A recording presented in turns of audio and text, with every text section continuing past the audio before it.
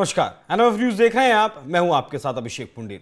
Congress party 2014 में और 2019 में इतनी सीटें भी वो नहीं ला पाई कि लीडर ऑफ अपोजिशन का पद उसे मिल सके, लेकिन 2024 का चुनाव कहीं ना कहीं राहुल गांधी की नेतृत्व में जो लड़ा गया वो कांग्रेस पार्टी के लिए एक तरीके से रिवाइवल साबित हो रहा है। रिवाइवल इस लिहाज से कि 99 सीटें जीतकर कम से कम एलओपी का पद तो उन्होंने ले लिया, नेता विपक्ष राहुल गांधी बन गए। और इसी को लेकर अब कहा जा रहा है कि सिर्फ 99 सीटों वाली जो पार्टी है वो मुखर है और 240 सीटें लाकर जिस बीजेपी ने सरकार बनाई वो लगातार बैकफुट पर जाती दिख रही है। शायद यही कारण है कि राहुल गांधी अब लगातार बयानबाजी राहुल गांधी की वो मुखर होती जा रही है। इस वक्त आप जानते हैं राहुल गांधी अमेरिका की यात्रा पर है। 3 दिन की अमेरिका की उनकी यात्रा है। इस यात्रा को अमेरिका में होने वाले चुनाव से भी जोड़कर देखा जा रहा है। जिस तरीके से अमेरिका में जो राष्ट्रपति की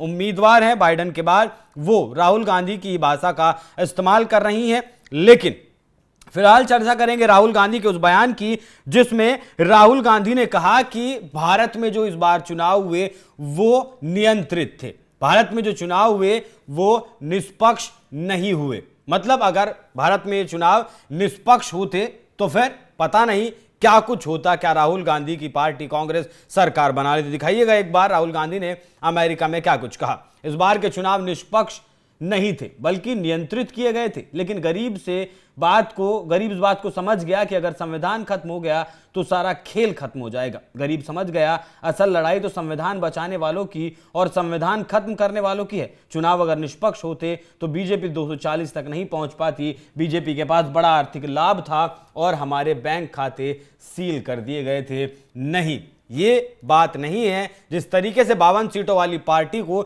99 सीटों तक पहुंची उसका एक बड़ा कारण था खटाखट योजना, जो राहुल गांधी ने उनकी पार्टी ने प्रचार किया था। 8,500 रुपए महीना हर परिवार को दिए जाएंगे, 1 लाख रुपए सालाना जो बैठते हैं वो दिए जाएंगे। इस वजह से गरीबों का, दलितों का, पिछड़ों का जो वोट बैंक है वो कांग्रेस पार्टी की तरफ थोड़ा सा शिफ्ट जरूर हुआ है। लेकिन अब लोग समझ गए हैं कि राहुल गांधी का वो झूठ था सिर्फ वोट लेने का एक तरीका है, क्योंकि कर्नाटक, हिमाचल प्रदेश और तेलंगाना जहां इनकी सरकार है वहां के राज्य लगातार कर्ज में डूबते जा रहे हैं। और जो सरकार 2 साल 2 योजना प्रधानमंत्री जो रहे नरेंद्र मोदी, उन्होंने तब आरक्षण खत्म नहीं किया और जिनका कहना है कि अगर मेरे रहते आरक्षण तो खत्म हो ही नहीं सकता। तीसरी बार भी बीजेपी ने सरकार बना ली तो कौन सा आरक्षण पर हंटर चल गया, कौन सा संविधान में दिक्कत आ गई, संविधान कहां खत्म कर दिया गया। राहुल गांधी ने इसके बाद चुनाव आयोग को भी लपेटने की कोशिश की।